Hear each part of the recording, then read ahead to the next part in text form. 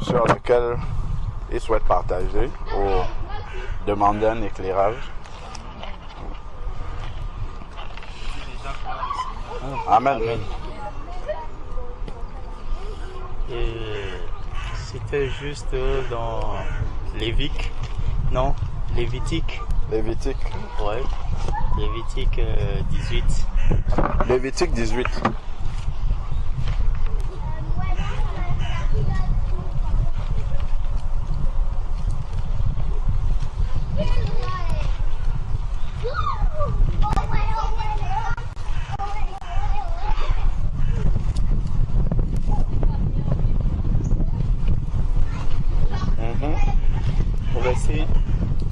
Au verset 22.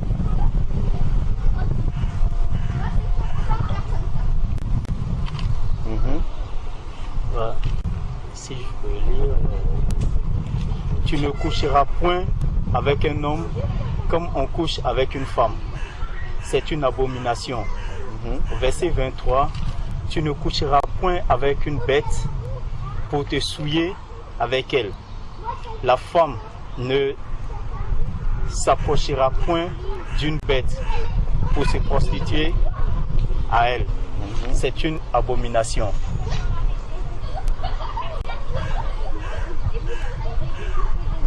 En fait, sur ce passage-là, mais bien avant ça, quand j'avais lu un peu, bien avant de trouver ce passage, j'étais revenu sur la partie au verset 6 qui dit Nul de vous ne s'approchera de sa parente pour découvrir sa nudité. Je suis l'Éternel. Et avec toutes ces choses-là, il y a eu quelque chose qui m'avait interpellé dedans parce que aujourd'hui, on se retrouve dans une société où on pense être à la mode. On pense, comme on le dit, être à la page de certaines choses. Pourquoi? Parce qu'on voit aujourd'hui des pays, par exemple, qui légalisent encore cette histoire de coucher avec des animaux, cette histoire de dire que je peux coucher avec mon camarade homme ou même me marier avec mon camarade homme ou ma camarade femme. Pourtant, il y a encore eu des débats là-dessus, récemment encore, même aux États-Unis, parce que c'est toujours là-bas que commencent ces choses-là, dont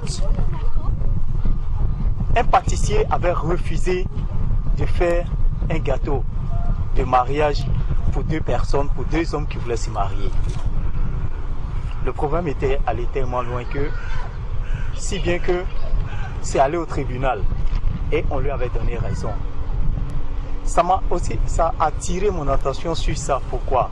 Parce que quelque part, je me dis que ce pâtissier, s'il l'a fait, il ne l'a pas fait parce qu'il n'avait pas envie de le faire. C'est parce qu'il a jugé bon que c'était quelque chose, c'était des choses interdites dans la Bible. Il ne l'a pas fait par erreur.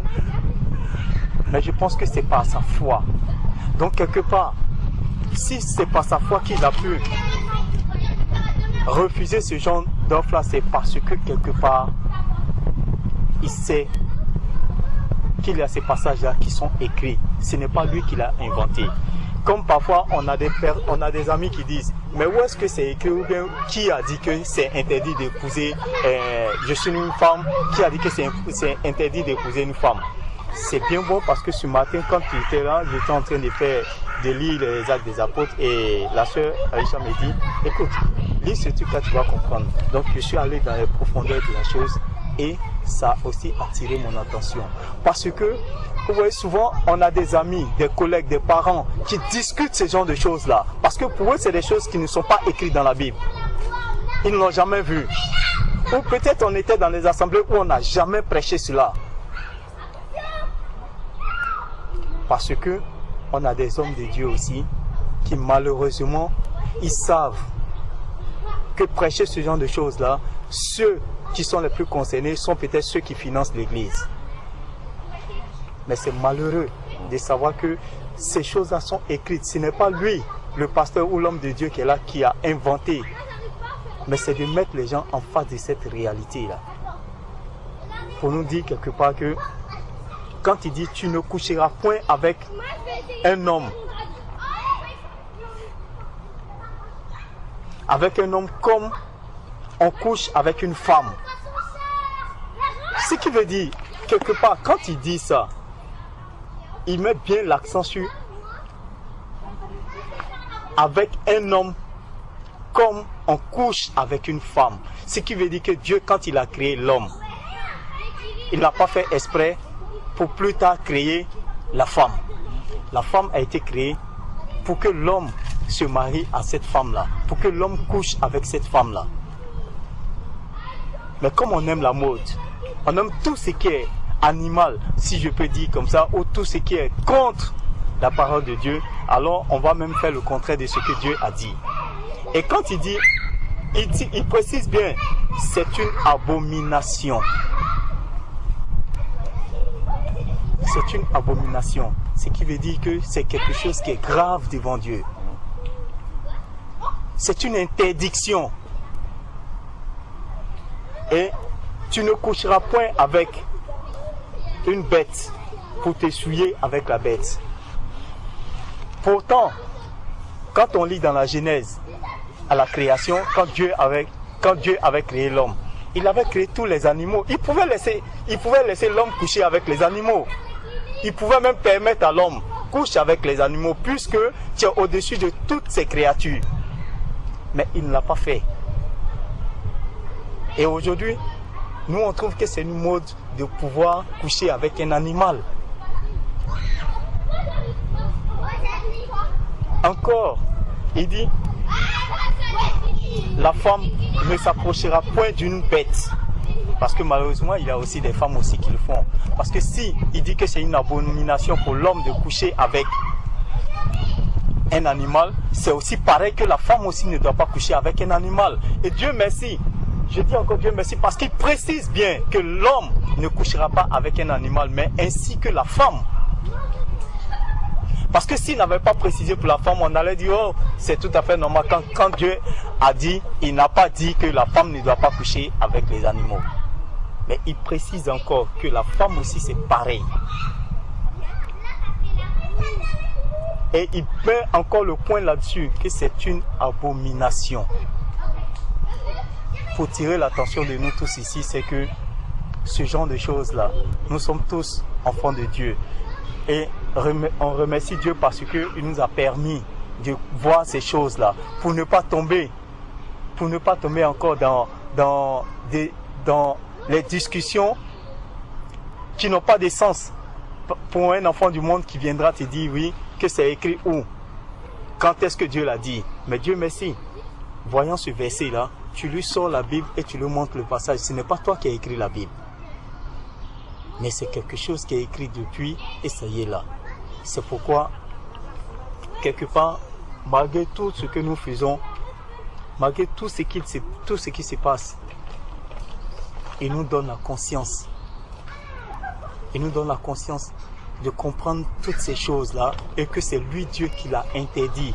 Nous ne devons pas venir faire ce qu'il n'a pas dit ou modifier. Parce que la parole de Dieu ne se contredit pas pour dire que Dieu a dit ça et il n'a pas dit ceci. Non. Donc frères et sœurs, c'est ce que je tenais à partager avec vous parce que ce débat de la semaine m'a beaucoup interpellé et m'a permis aussi de voir ce verset-là parce qu'il y a beaucoup de personnes qui discutaient. Je lisais un peu sur les réseaux sociaux, un peu sur ça, et beaucoup de personnes disaient mais où est-ce que c'est écrit, qui a dit que c'est ceci, cela? Et Dieu merci. Avec ça, on peut au moins répondre certaines personnes avec ça. Pour leur faire comprendre que voilà ce que Dieu a dit. Donc, la discussion qu'il y a eu avec le pâtissier et autres, je pense que pour moi, il s'est basé sur la parole pour pouvoir agir de la sorte. Amen. Amen. Amen. Il y a plusieurs choses qu'on doit considérer. La parole de Dieu nous dit, je crois, c'est dans Romains, en fait que il y a même des personnes qui ne sont pas sous la loi, c'est-à-dire qui ne sont pas enfants de Dieu, mais qui agissent conformément à la loi. C'est-à-dire, et l'apôtre après va dire que c'est la loi de Dieu est inscrite en fait dans leur cœur. Donc Dieu a inscrit sa loi dans le cœur de tous les hommes. Un homme ici là, n'importe lequel que tu prends, c'est que ce n'est pas bien de voler, même s'il n'est pas un enfant de Dieu. Ça ne vient pas des hommes en fait, hein, ça vient de Dieu lui-même. C'est une interdiction qui vient de Dieu et que Dieu a introduit dans le cœur de toutes les personnes. La preuve, c'est que un cambrioleur, par exemple, le cambrioleur ne va pas venir en pleine journée quand tout le monde est là installé au salon. Il vient, il dit, donnez-moi le téléviseur là, s'il vous plaît, j'en ai besoin. Non, il va venir quand il sait qu'il n'y a personne dans le logement, où il va venir de nuit, ainsi de suite. C'est parce qu'il sait que ce n'est pas bien. Et ce n'est pas quelqu'un il n'a pas appris ça à l'école. Il sait que ce n'est pas bien de faire ça. Même quand tu vas prendre un enfant, par exemple, je sais pas moi, si la maman a déposé, je sais pas, un repas, quelque chose dont il sait qu'il n'a pas droit. S'il prend et qu'il entend le bruit de la maman qui arrive, il va se cacher ou bien il va essayer de camoufler parce qu'il sait qu'il a pris sans demander. Tu vois, c'est des choses que Dieu a inscrites dans la nature même de l'être humain.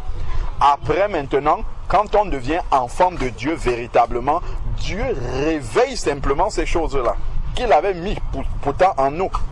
En fait, notre esprit se réveille par rapport à ça et on a conscience maintenant, on commence à craindre. Alors que celui qui n'a pas l'esprit de Dieu en lui, il sait que c'est mal. Celui qui saute par exemple le métro, il sait que c'est mal, mais il le fait quand même. Tu vois, donc il sait que c'est mal, mais il n'a pas la crainte. Il va peut-être avoir la crainte de l'autorité qui est là parce qu'il voit l'autorité. Il sait que s'il passe là, on va l'arrêter, une amende va s'en suivre et ainsi de suite, il peut avoir des choses. Donc, il va craindre à cause de ça. Par contre, l'enfant de Dieu aussi va craindre de passer, non pas parce qu'il y a les autorités là, mais parce que Dieu est devant lui et que Dieu le voit. Parce que Dieu a réveillé son esprit et désormais il est conscient de ces choses-là. De la même façon, en ce qui concerne les rapports intimes, Dieu, dès le début, n'a pas créé deux hommes. Il n'a pas créé deux femmes. Il a créé un homme et l'homme est resté seul. C'est bien ce que tu as mentionné tout à l'heure par rapport aux animaux. Dieu a créé l'homme. Il a créé les animaux d'abord en premier. Ensuite, il a créé l'homme. Il s'est arrêté et il a ramené les animaux devant l'homme, c'est dans Genèse 2, pour que l'homme leur donne un nom. Et après avoir passé tous les animaux, l'homme a donné des noms à ces animaux-là. Dieu va dire maintenant que l'homme n'a pas trouvé parmi tout cela celle qui est son vis-à-vis. Je ne sais pas si tu vois. Oui. Ça montre vraiment quelle est la volonté de Dieu. C'est-à-dire que si parmi tous ces animaux-là, l'homme avait trouvé vraiment la créature qui lui correspond selon Dieu, ben Dieu n'aurait pas créé la femme, comme tu as dit. C'est parce que, on peut lire, hein, c'est dans Genèse 2, parce que l'homme, après avoir donné le nom à tous ces animaux-là, il n'y avait pas un être parmi ces animaux-là qui lui correspondait. Et c'est là où Dieu va créer maintenant un être qui ressemble à l'homme. Genèse chapitre 2.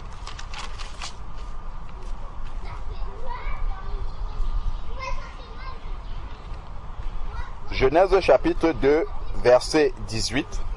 L'Éternel Dieu dit, « Il n'est pas bon que l'homme soit seul. Je lui ferai une aide qui soit son vis-à-vis. » L'Éternel Dieu forma du sol tous les animaux des champs et tous les oiseaux du ciel, et les fit venir vers l'homme pour voir comment il les appellerait, afin que tout être vivant porte le nom que l'homme lui aurait donné. l'homme donna des noms à tout le bétail, aux oiseaux du ciel et à tous les animaux des champs. Regardons ce qui est écrit là. Mais pour l'homme, il ne trouva pas d'aide qui fût son vis-à-vis. Donc après avoir vu tous les animaux, toute la création de Dieu, il n'a pas trouvé au milieu de cette création-là un être qui lui ressemble. Donc l'homme ne peut pas aller vers les animaux, ni vers rien. Déjà, l'homme ne peut pas aller vers autre chose qu'un être humain. Déjà là où nous sommes, il y a toute la création de Dieu qui est là. Il n'y a pas de femme. Déjà, l'homme doit déjà éliminer comme personne de qui il peut se rapprocher pour avoir de l'intimité tout ce qu'il y a dans la création jusque-là. Parce que l'homme voit bien que ici, là, il n'y a pas son visage.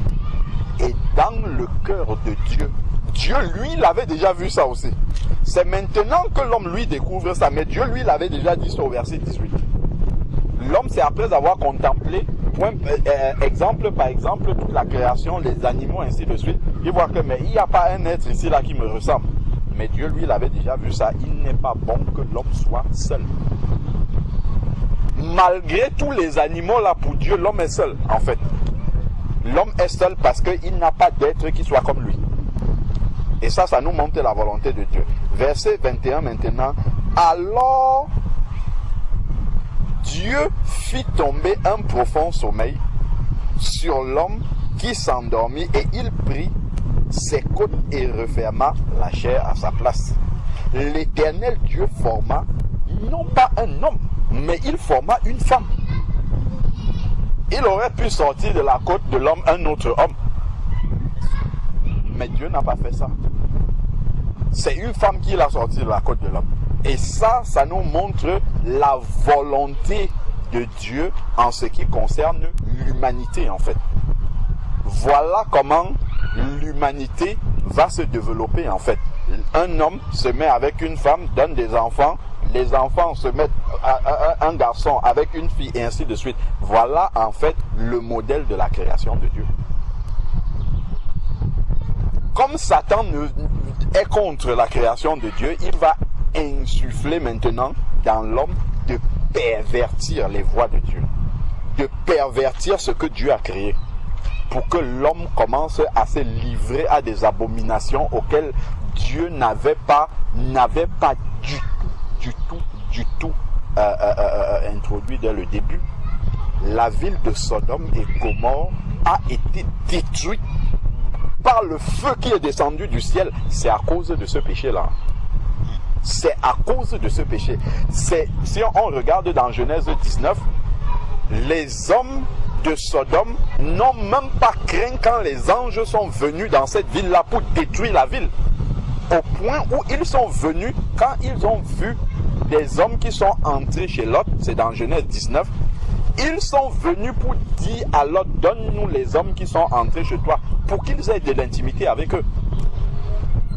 Et là, les anges ont envoyé la main comme ça, ils ont été frappés d'aveuglement. Et la ville a été consumée totalement, complètement, à cause de ce péché-là. Ça nous montre vraiment à quel point c'est une abomination devant Dieu, au point où Dieu a rasé. Quand le feu descend comme ça, ça consume tout, il ne reste même pas une trace de ce pays-là. Nous savons juste qu'il a existé parce que c'est écrit dans la Bible. Dieu a rasé tout, il a enlevé tout, même la racine de ces êtres. Aucun n'est resté de là-bas, aucun. Dieu a rasé tout ce pays-là à cause de ce péché.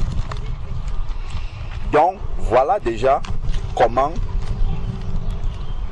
Dieu montre sa volonté dès le 2e chapitre du livre de la Genèse.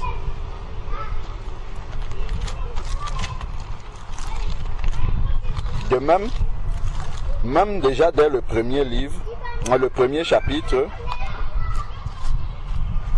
Genèse chapitre 1 verset 26. Dieu va déjà dire quelque chose ici. Dieu dit, Genèse chapitre 1 verset 26, donc dès le début, quand il commence à créer, Dieu dit, faisons l'homme à notre image, à notre ressemblance, pour qu'il domine sur les poissons de la mer, les oiseaux du ciel, sur le bétail de toute la terre et sur tous les reptiles qui rampent. Dieu créa l'homme à son image. Il le créa à l'image de Dieu. Homme et femme, il les créa. Homme et femme, il a créé deux êtres différents parce que cela était sa volonté. Pourtant, il y avait les animaux et tout ça avant. Il aurait juste pu créer juste l'homme ou juste la femme et laisser les animaux avec. Ou créer deux hommes. Comme ça, ça donnait la possibilité que l'homme aille avec un homme ou bien aille avec les animaux. Dieu n'a pas fait ça. Dieu a fait les choses normalement. Et ensuite, maintenant, si nous revenons dans Genèse 2, verset 22, lorsque Dieu a refermé la chair à la place de là où il avait ouvert pour prendre une côte chez l'homme, l'Éternel Dieu forma une femme de la côte qu'il avait prise à l'homme et l'emmena vers l'homme.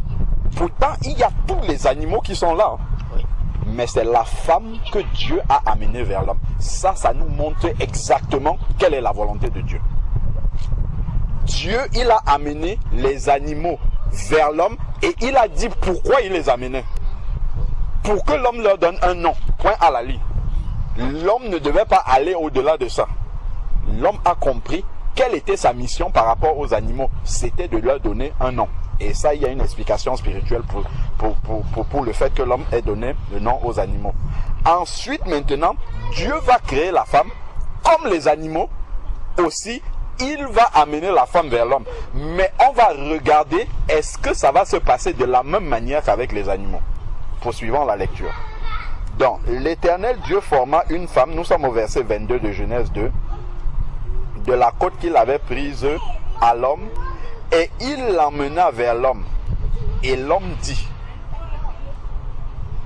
cette fois-ci, c'est l'os de mes os. Ça répond au constat que l'homme avait fait après avoir donné les noms aux animaux.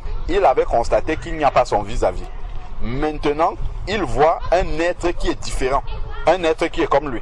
Et là, il va dire, cette fois-ci, c'est l'os de mes os. La chair de ma chair.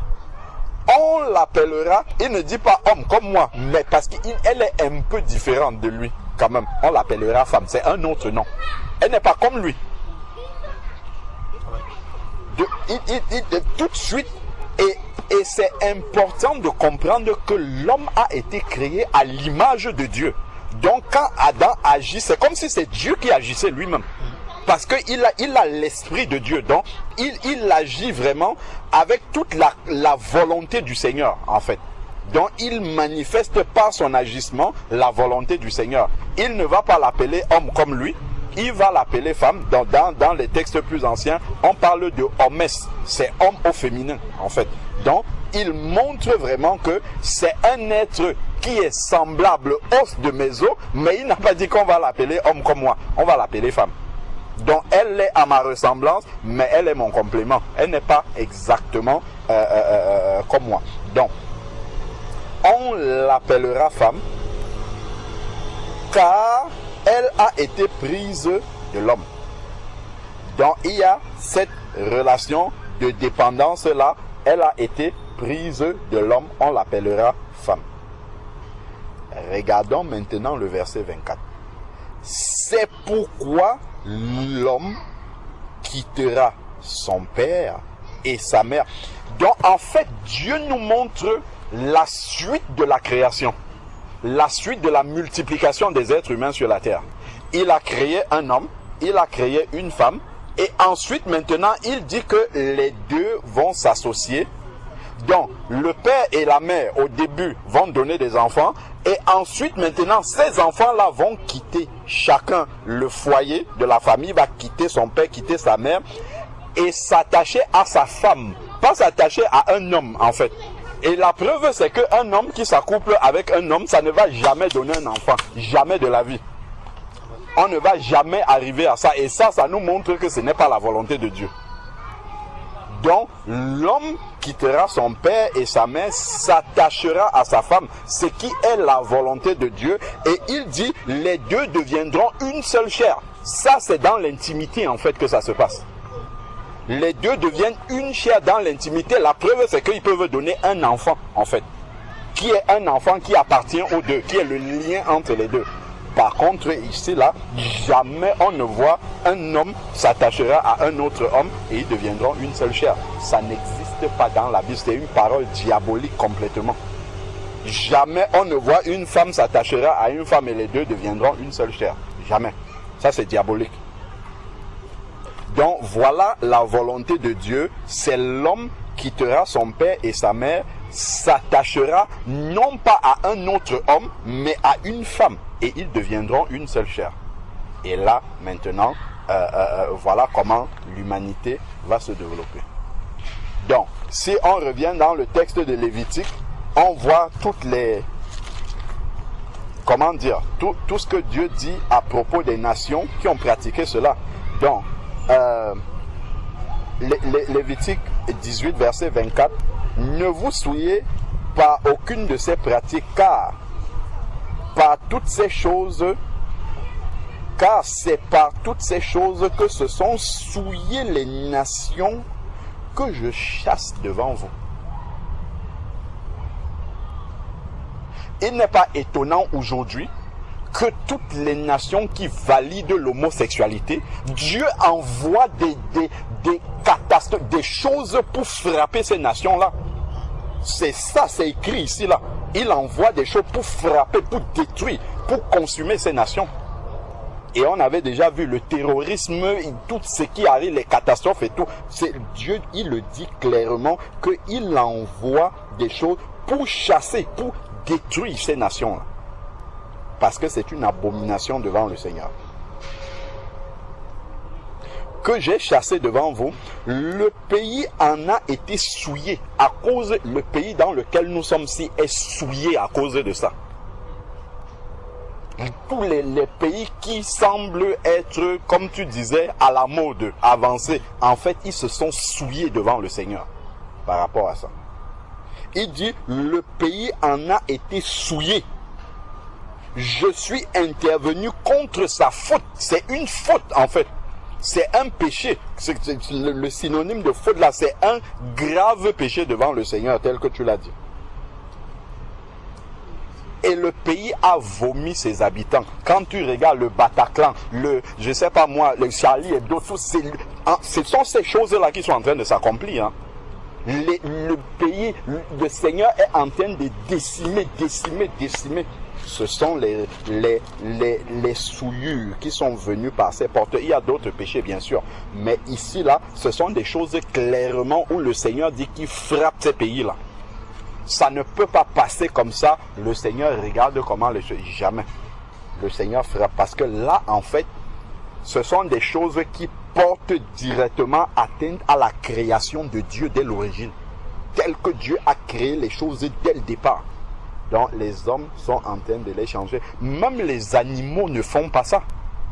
Les animaux ne s'accouplent pas mâle avec mâle. Même les animaux ne font pas ça.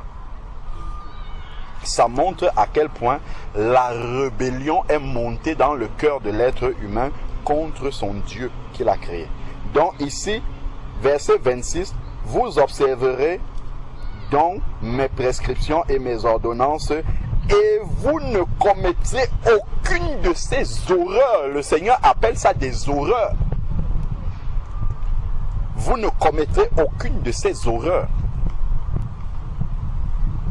Donc même quand nous sommes dans n'importe quel milieu, les gens commencent à parler d'homosexualité. Si tu te prononces, on va dire que tu es homophobe et tout. Il faut assumer ça. Il faut leur dire que c'est une abomination devant le Seigneur. Il faut leur dire ça, quel que soit ce que ça nous coûte. On ne peut, quand on regarde comment Dieu appelle ça, on ne peut pas se taire par rapport à ça. Ce sont des horreurs. Bien sûr, Dieu peut pardonner à un homosexuel, il peut le réintégrer, ainsi de suite. Il faut qu'il demande pardon à Dieu et qu'il reconnaisse son péché devant le Seigneur et qu'il l'abandonne. Donc ici, ces horreurs Donc, vous ne commettrez aucune de ces horreurs, ni l'autochtone, ni le migrant qui séjourne au milieu de vous. Même les étrangers qui étaient au milieu des Israélites, le Seigneur demande aux Israélites de veiller à ce que les étrangers qui sont au milieu d'eux ne pratiquent pas ces choses-là. C'est-à-dire que si par exemple, voilà un verset clair, on avait discuté de ça avec un frère de Strasbourg, voici un verset clair qui dit que dans ta maison, par exemple, pour nous ici ça peut s'appliquer comme ça, dans ta maison tu ne dois pas recevoir un couple homosexuel, dormir chez toi, pas du tout. Tu peux les recevoir, tu parles du Seigneur avec eux, mais ils ne dorment pas dans ta maison. C'est écrit ici que tu ne permettras pas que même l'étranger, dont il n'est même pas encore converti, c'est un étranger, que l'étranger commette ça devant toi. Autant que ça dépend de toi. Ici, là, on ne va pas aller suivre les gens. Mais s'il entre dans le périmètre de ce qui dépend de toi, tu ne permettras pas. Parce que en Israël, ici, il parle ni l'autochtone, ni l'immigrant qui séjourne au milieu de toi. Donc si quelqu'un vient séjourner au milieu de nous et amène ce péché-là, on doit lui dire non. Ici, là, c'est la loi de l'Éternel qui règne ici. Tu ne peux pas faire ça ici. Donc vous partez avec ça. Le Seigneur appelle ça des horreurs. Car ce sont là toutes les horreurs, le Saint-Esprit répète encore ça une deuxième fois, qu'ont commise les hommes du pays qui y ont été avant vous.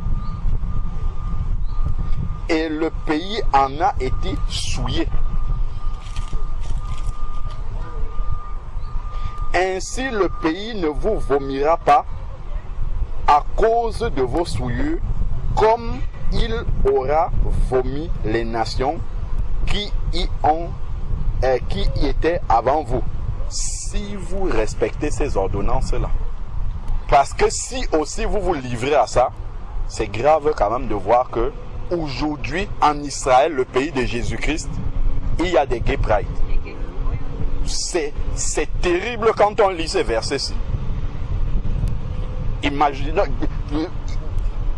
je ne sais même pas si on peut imaginer quel peut être le cœur du Seigneur devant ces choses-là. Le pays où le Seigneur a marché comme ça, il y a des gay pride là-bas aujourd'hui. Verset 29.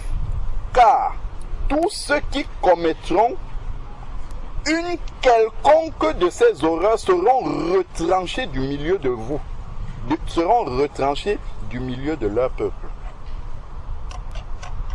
Ceux qui commettront une quelconque de ces horreurs, c'est-à-dire homme aller avec les animaux, ou femme aller avec des animaux, homme aller avec homme, ainsi de suite, celui qui commet une de ces horreurs-là sera retranché du milieu de leur peuple. Vous observerez mon ordre et ne pratiquerez aucun de ces horribles principes qui se pratiquaient avant vous. Vous ne vous souillerez pas. Je suis l'Éternel, votre Dieu. Donc on voit vraiment comment c'est grave et abominable devant le Seigneur. Ça c'est l'Ancien Testament, prenons le Nouveau maintenant. Parce que le Seigneur parle aussi de ça dans le Nouveau Testament. C'est dans Romains chapitre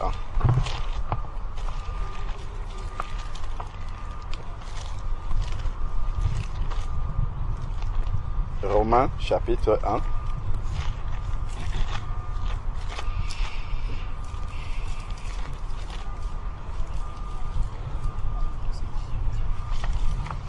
À partir du verset 18, et on va voir comment en fait on en arrive à ça. Comment progressivement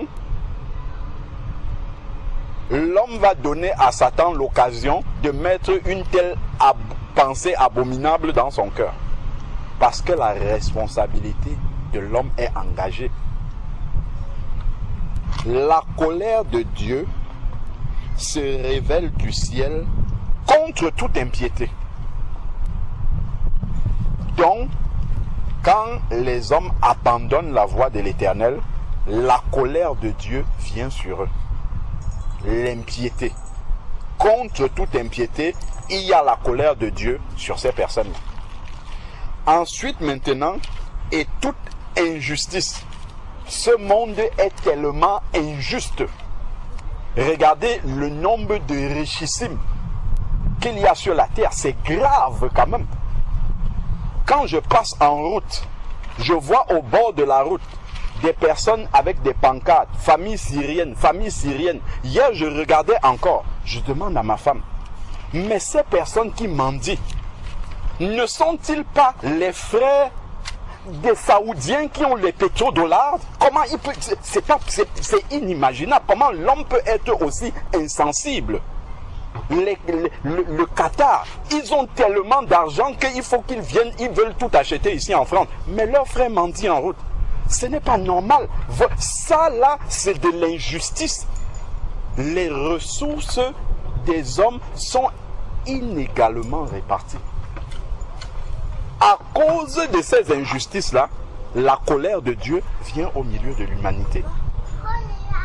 Quand tu vas voir un homme qui peut acheter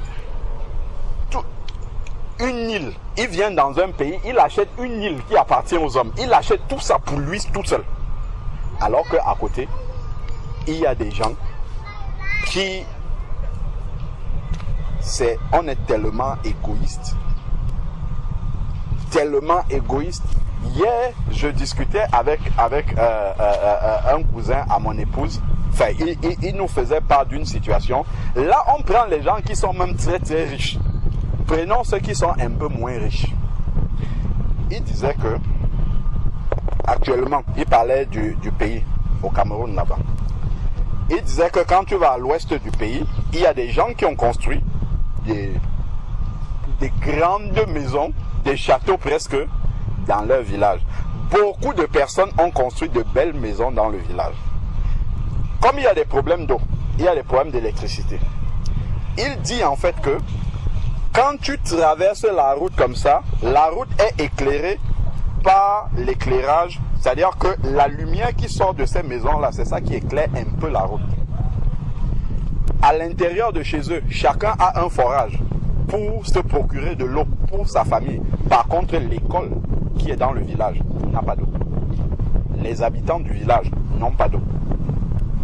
Pourtant, chez eux, dans leur résidence là, ils ont un forage. Le forage, en fait, c'est de l'eau naturelle qui coule. Il n'y a pas de facture pour ça. Non. Tu peux laisser n'importe qui venir puiser.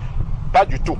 Ils vont utiliser ça pour eux, sans que les personnes qui sont à côté de là puissent en bénéficier. Ça, en fait, c'est de l'injustice qui est dans le cœur de chaque être humain. Ce ne sont même pas seulement ceux qui sont tellement... Chaque être humain, ce sont des injustices comme ça. C'est-à-dire que le bien déjà, que ce que chacun peut faire pour que son prochain puisse en bénéficier, il faut déjà le faire.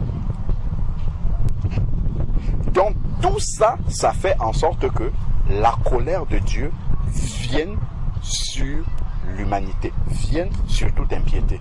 Et on va voir toutes ces abominations-là commencer à se développer au milieu des pays, on va dire civilisés. C'est impressionnant de voir des personnes réfléchir, poser, s'asseoir et valider le mariage homosexuel. On dirait qu'on a... Je ne sais pas. Mais comment ils peuvent en arriver là? Si même les animaux ne font pas ça, comment est-ce qu'ils peuvent en arriver à une telle chose? C'est en fait parce que le cœur de l'être humain a rejeté son Dieu. C'est ça la véritable raison. Ça part de là. C'est parce que l'homme a rejeté son Dieu. Le pays dans lequel on est, ils ont dit, nous sommes laïcs. Je pensais que laïque, en fait, ça veut dire que chacun peut pratiquer sa foi. Non. En fait, laïque, ça veut dire Dieu dehors. C'est ça que ça veut dire. En quelques mots. En une phrase, c'est ça. Ça veut dire Dieu dehors. On ne veut pas de toi ici. Et ça entraîne tout ce que nous voyons là aujourd'hui. Ça amplifie, en fait, les inégalités. Ça amplifie l'indifférence les uns des autres. Ça amplifie vraiment le rejet du prochain. Je vois par exemple, quand je vais déposer les enfants le matin, Nous arrivons devant l'école, je gare la voiture. En fait, il y a un monsieur qui habite juste devant l'école. Devant l'école, en fait, il a un parking qui est là. Enfin, c'est pas un parking, c'est sur la route. En fait, ça donne accès, ça ne donne même pas accès, c'est juste devant l'entrée de sa maison. Donc, les parents peuvent se garer là, 2 voitures, entrer pour 5 minutes, déposer les enfants et reprendre leur voiture et partir. Le type a fait construire je sais, des pylônes comme ça. Il a enfoncé dans le sol juste pour que les gens ne puissent pas se mettre là. Lui-même, il se prive de se garer là. C'est-à-dire, le monsieur sort, il est malade comme ça. Je dis, tu vas mourir, tu vas partir. C'est ce qui me vient. Je dis, mais quand tu vas mourir, ben les gens vont se garer là. Bien sûr, tu vas partir avec ce bout de terre là. Que pour 5 minutes, les parents vont 5 minutes. Il ne veut pas. Je ne sais pas s'il y a eu un arrêté préfectoral pour lui demander d'enlever ça. Un jour, je vois qu'il a enlevé ces pylônes-là. Maintenant, qu'est-ce qu'il fait? Donc, les parents ont recommencé à se garer là 5 minutes, ainsi de suite. Ce qu'il fait maintenant, il doit être au repos parce qu'il est malade. Je ne sais pas s'il met son réveil le matin pour venir mettre une voiture en travers, comme ça. Donc, il y a 2 places pour se garer. Quand tu passes en journée, il n'y a pas cette voiture-là. Il vient le matin, il met sa voiture juste en travers comme ça, pour que les gens ne se garent pas devant chez lui. J'ai dit, mais c'est pas possible ça. Si tu es couché là-bas, occupe-toi de ta maladie. Le bout de terrain qui est là-bas, si quelqu'un se met là 2 minutes, ça ne va rien changer pour toi. C'est là où on voit vraiment comment le cœur de l'être humain est rempli d'une méchanceté gratuite, inutile en fait, inutile. Inutile. Ça fait que l'homme ne peut pas vivre en harmonie. Ça, c'est la première chose que Dieu amène dans la vie de l'être humain. C'est de voir ton prochain comme toi-même. Ce que tu aimerais qu'on te fasse, que tu fasses ça aussi à ton prochain. C'est aussi, c'est-à-dire que c'est n'importe quelle société, si les gens vivaient comme ça, il y aurait peu de problèmes, peu de suicides, peu de plein de choses que nous voyons aujourd'hui. Ce sont des principes qui sont hyper simples. L'égoïsme, ça n'amène nulle part. Ça n'amène nulle part. Tout ce que tu vas amasser à la banque quand tu meurs, soit la banque va récupérer, soit ça ira à l'État. Tu as travaillé toute la vie. La sœur Stéphanie nous disait dernièrement, la maman dont elle s'est occupée là, qui est décédée à 92 ans, je crois, quelque chose comme ça. La maman a travaillé toute sa vie dans un hôtel de comment dire, de gestion en gestion d'hôtel. Elle a amassé tellement d'argent au point où le travail a fait qu'elle se coupe de sa famille. Elle n'avait même plus le temps de voir sa famille. À la fin de ses jours maintenant à l'hôpital, elle demande à Stéphanie, est-ce que tu peux faire le permis? Je t'achète une voiture pour qu'on aille chercher les membres de sa famille. Mais elle n'a pas eu ce temps, elle est morte seule à l'hôpital avec un compte blindé en banque. Ça lui sert à quoi? Qui va hériter de cet argent qu'elle a travaillé toute sa vie au point de s'occuper de son prochain qui peut l'aider? À la fin de tes jours, quand tu viens au monde, ce sont les gens qui s'occupent de toi, en l'occurrence les gens de ta famille. Le jour où tu vas mourir, ce n'est pas l'argent qui va t'enterrer. Ce sont les hommes aussi qui vont venir pour t'enterrer. Pourquoi faire les problèmes aux hommes? Pourquoi ne pas rechercher la paix avec ton prochain? Tout ça, c'est parce que l'être humain a rejeté Dieu. Le cœur de l'être humain est vide. Il pense qu'il va vivre là éternellement, qu'il va rester sur la terre toujours, que tout ce qu'il a amassé sera toujours à sa disposition. Il suffit juste que tu traverses la pape, une voiture te renverse. Si tu restes vivant, peut-être tu perds l'usage de tes jambes. Lève-toi encore pour aller utiliser tous les biens que tu as amassés. Il y a déjà une bonne partie que tu ne pourras pas utiliser. Les autres peuvent l'utiliser. Quand tu es couché sur ton lit de maladie à la fin de tes jours là, comme le frère disait quand il était à l'hôpital, quand le papa partait, la carte bancaire qui est là maintenant, qui peut l'utiliser? C'est ceux qui sont debout, qui sont valides, qui peut utiliser. Celui qui a passé toute la vie à garder sa carte bancaire, utilise alors maintenant à ce moment-là.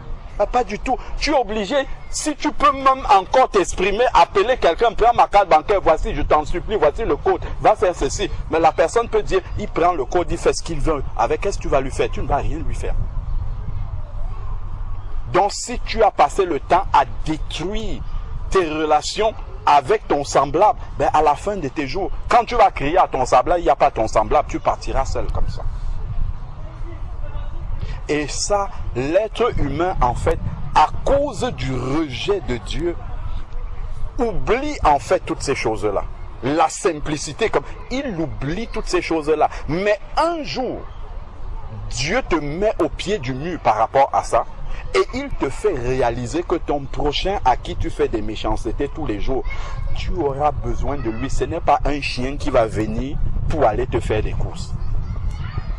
Lorsque tu seras à la fin de tes jours, peut-être même, ou même pendant de ton vivant, tu peux être atteint d'une maladie, ou même pour aller à la selle.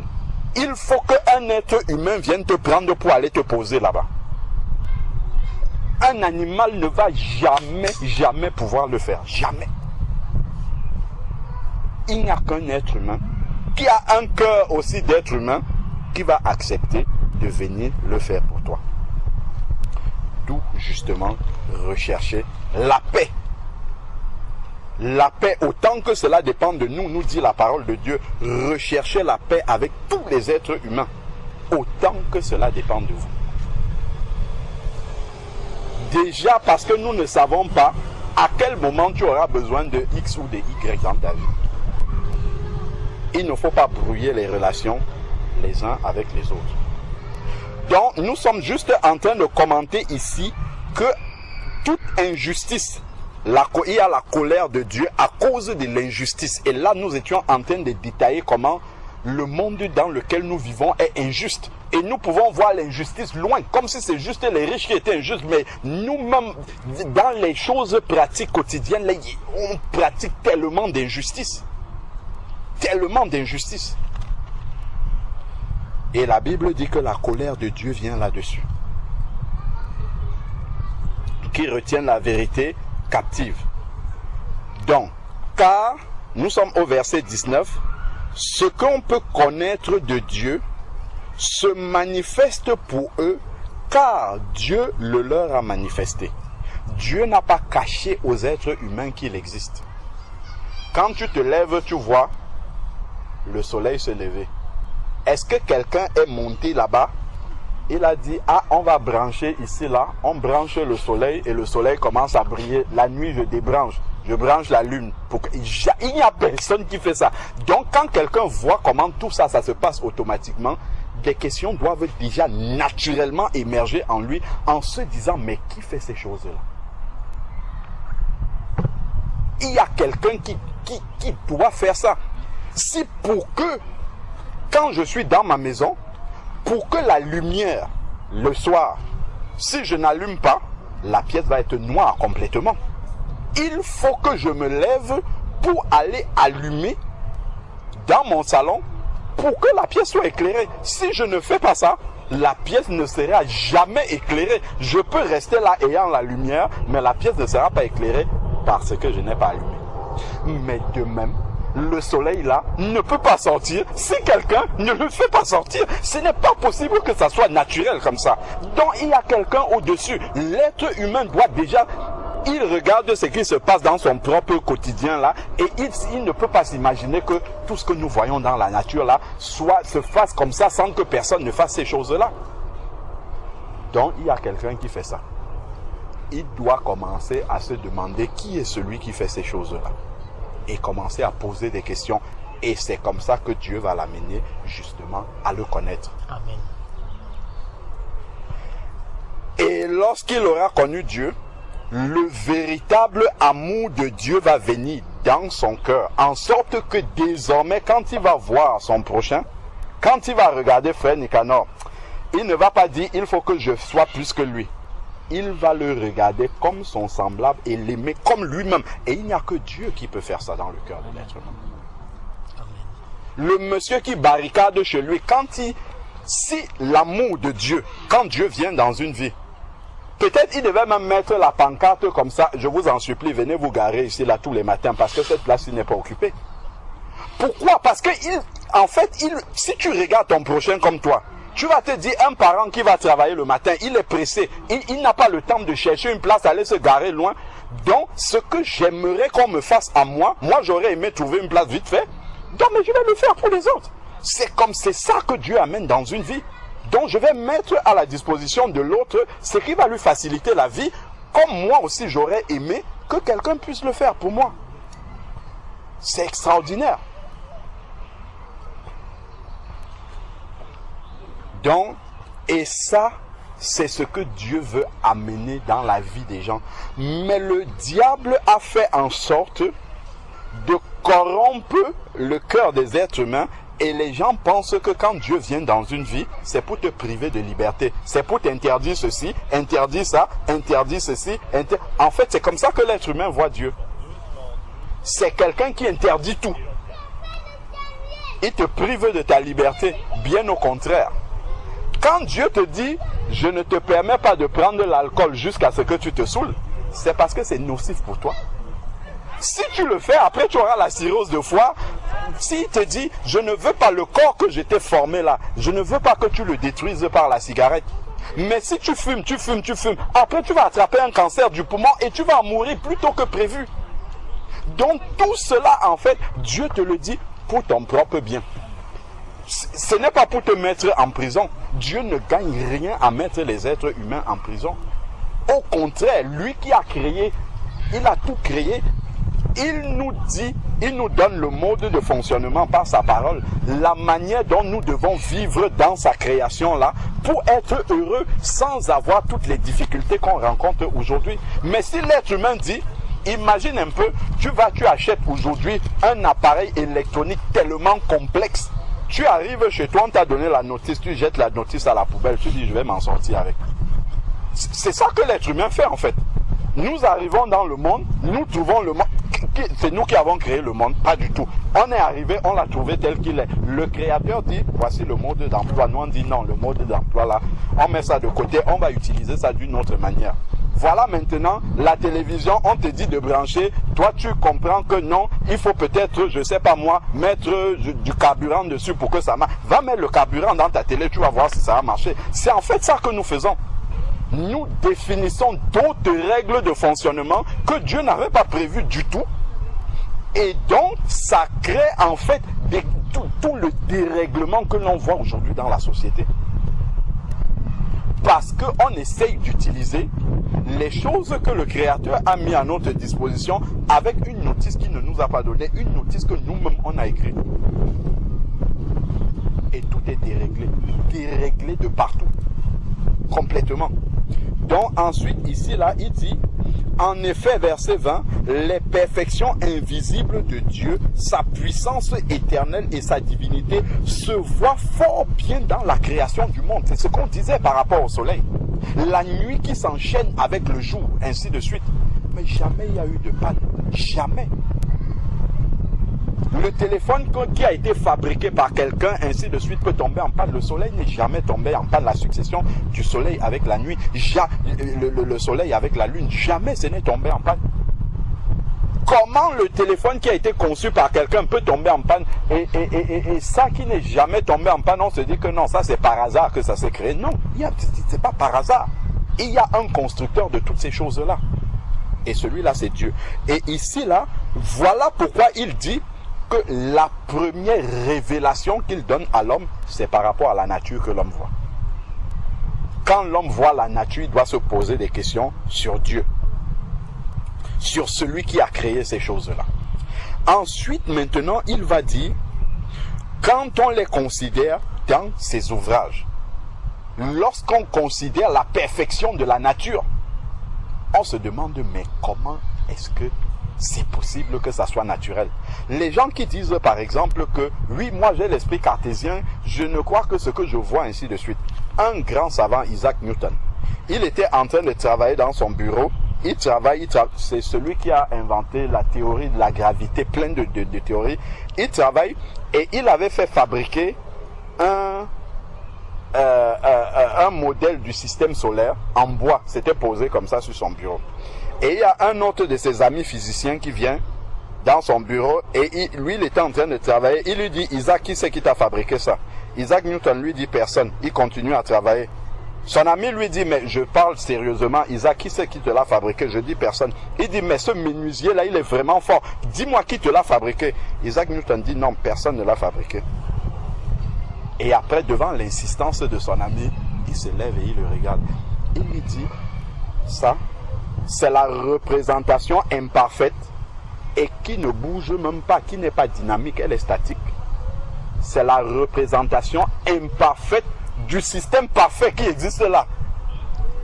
Tu n'arrives pas à croire que ce système imparfait là n'a été fabriqué par personne, mais tu crois que celui qui est parfait là, personne ne l'a fabriqué. Toi-même, tu n'es même pas cohérent dans ce que tu crois. Son ami était confondu, complètement confondu. Il a du mal à croire qu'une pièce aussi imparfaite, que personne ne l'ait créée, mais il arrive à croire que tout le système là solaire qui existe, personne ne l'a créé. En fait, la réalité, c'est que dans le cœur de l'être humain, il veut rejeter Dieu. C'est tout. Il veut rejeter Dieu. Parce que s'il réfléchit, même celui qui dit qu'il est cartésien, qui réfléchit logiquement, il arrivera forcément à voir que il y a quelqu'un qui est au-dessus de nous, qui a créé toutes ces choses-là. Poursuivons la lecture. Donc, ensuite, maintenant, voilà le verset 21. Et c'est là qu'on va commencer à descendre et voir comment ces choses, l'homosexualité et tout le reste est arrivé dans l'humanité. Donc ensuite, il dit, ils sont donc, parce que Dieu leur a déjà prêché, donc, parce que Dieu leur a déjà prêché, il dit, ils sont donc inexcusables. Donc quand Dieu vient se révéler comme ça aux êtres humains, à travers le soleil, à travers la pluie, à travers tout ce que nous voyons dans la nature, les hommes deviennent inexcusables devant Dieu. Même si quelqu'un ne s'est pas mis devant lui pour lui prêcher l'évangile, s'il n'a pas cherché le Créateur en voyant toutes ces choses-là, il est déjà condamné. Hein? Il est déjà condamnable devant Dieu parce que devant tout cela, il ne s'est pas posé de questions. Donc ensuite ici, ils sont donc inexcusables puisque ayant connu Dieu. Comment est-ce qu'ils ont connu Dieu alors que personne ne leur a prêché? Par la nature. Donc tous les êtres humains connaissent Dieu, qui ne mentent pas. Quelqu'un ne peut pas dire que lui ne connaît pas. Tout le monde connaît Dieu. C'est juste qu'il le rejette. Tout le monde, à travers la nature que nous voyons, tout le monde sait qu'il y a un être suprême et a déjà pris une décision dans son cœur, ou bien de le chercher, ou bien de le rejeter. Quand tu dis déjà, je ne vais pas chercher, je ne vais même pas me poser des questions sur qui a créé ça, ainsi de suite, immédiatement dans ton cœur, en fait, tu as déjà rejeté Dieu. Parce qu'il y a tant de choses que tu utilises dans ta vie, donc tu vas quand même lire la notice d'utilisation pour les utiliser. Par contre, c'est que Dieu a créé, tu dis, je n'ai pas besoin de notice pour ça. Je vais l'utiliser moi-même. Là, c'est déjà une forme de rejet du Créateur. Donc, ils sont inexcusables puisqu'ayant connu Dieu, ils ne l'ont pas glorifié, donc ils ne l'ont pas cherché pour donner la gloire à celui qui a créé ces choses-là. Ils ne l'ont pas glorifié comme Dieu. Et ne lui ont pas rendu grâce. Ils ne l'ont pas remercié. Quand tu t'es levé ce matin ici, quel concours tu as passé pour t'élever? Tu t'es couché la nuit et le matin, automatiquement, tu t'es réveillé. D'autres se sont couchés la nuit et le matin, ils n'étaient plus là. Ils étaient morts. D'autres ont pris la route. Pourquoi nous sommes arrivés ici? Je lisais encore, quelqu'un disait que le chemin que tu prends tous les jours pour aller au travail ou pour aller quelque part, ben, il y a beaucoup qui sont morts sur ce chemin-là. Mais toi, tu le prends tous les jours, il ne t'arrive rien. Est-ce que c'est parce que toi, tu es plus sage? Il y a des personnes qui passaient devant l'hypercachère qui ont été fusillées. Les policiers qui veulent assurer la sécurité des gens, quelqu'un va à son travail comme ça, allez, poup, quelqu'un vient, il le fusille, ou la policière qui a été poignardée dans le dos, qu'est-ce qu'elle a fait? Pourquoi toi tu n'étais pas à sa place? Tu aurais bien pu être à sa place. Dans ton bureau, là où tu travailles, Un jour, quelqu'un peut venir, commence à fusiller, les gens ils te fusillent. Pourquoi ça n'était pas arrivé, toi? On n'a pas passé un examen pour que cela ne nous soit pas arrivé et soit arrivé à quelqu'un d'autre. Je voyais encore, c'était hier aux informations, où dans une ville, il y a un ascenseur dans un supermarché qui s'est décroché et qui a écrasé un enfant. Mais qu'est-ce qu'il fait qu'il y a des gens qui étaient là à ce moment-là? Qu'est-ce qui fait que ce ne soit pas eux qui soient entrés dans l'ascenseur et que l'enfant soit parti? Je me souviens encore, il y a un avion qui partait de Rio pour la France. J'ai oublié comment on appelait ce vol-là, qui s'était écrasé. Et j'avais écouté un professeur d'université, il était professeur à l'université de Montpellier et il devait prendre ce vol-là parce qu'il avait un cours à assurer. Et donc il était venu, il a insisté, parce qu'il était en retard, donc il ne pouvait pas rattraper le vol.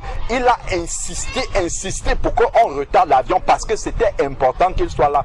On lui a dit non, ils ont refusé catégoriquement. Quand il est resté, il a appris le crash de l'avion, il était glacé.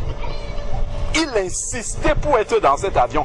Qu'est-ce qu'il a fait qu'est-ce qu'il a mérité par rapport aux 254 et poussières de personnes qui se sont crachées? Il n'a rien mérité par rapport à ça. Ça seulement déjà c'est un sujet permanent d'action de grâce parce que ça ne dépend pas de notre mérite. On n'a rien fait pour mériter la vie que nous avons. D'autres personnes dans certains pays, vas-y t'asseoir comme ça, tu ouvres une Bible au Pakistan ou en Iran, tu vas voir ce qui va t'arriver. Les minutes qui vont suivre, tu seras en morceaux déjà. Quelle grâce nous avons d'être assis là et de parler librement sans que personne ne vienne nous déranger. Tout ça, ce sont des sujets d'action de grâce. Dis merci au Seigneur. Tu te lèves le matin, tu vas prendre les transports, tu vas au travail, tu reviens, il ne t'arrive rien.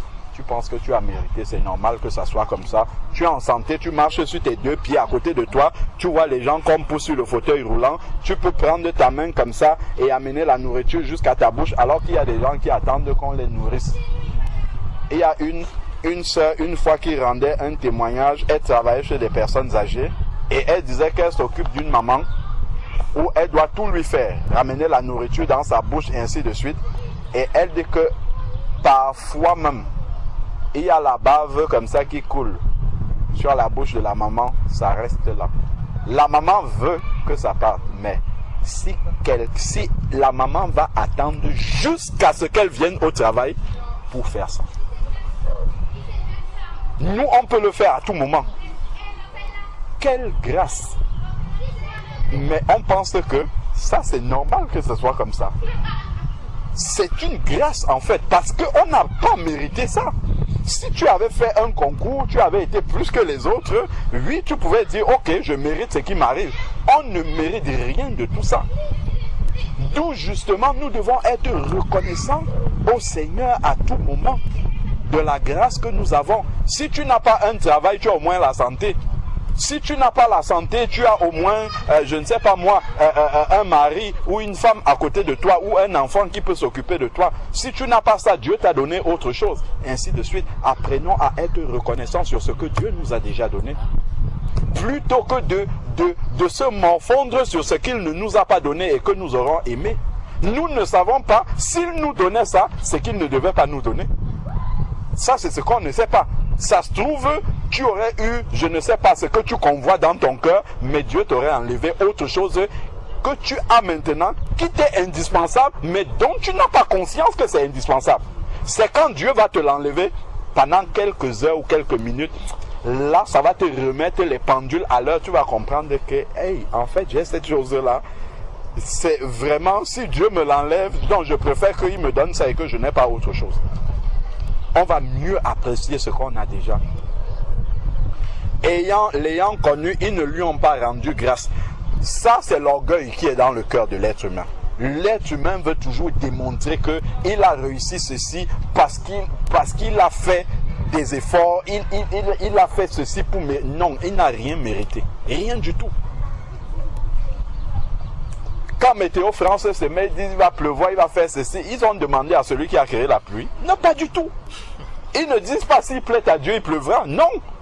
Ils peuvent dire il va pleuvoir. Dieu dit c'est le soleil qui va sortir. Il peut dire l'été sera chaud, il pleut tout l'été. C'est Dieu qui décide de ces choses-là. Parce que l'homme n'est pas humble pour dire ah, il y a quelqu'un, ok, nous on prévoit ceci, mais sachez que toutefois, il y a quelqu'un d'autre qui décide de cela. Peut-être d'après ce que nous on voit, ça pourra être comme ça. Mais au final, c'est si Dieu veut. Si la volonté de Dieu est qu'il fasse chaud, il fera chaud.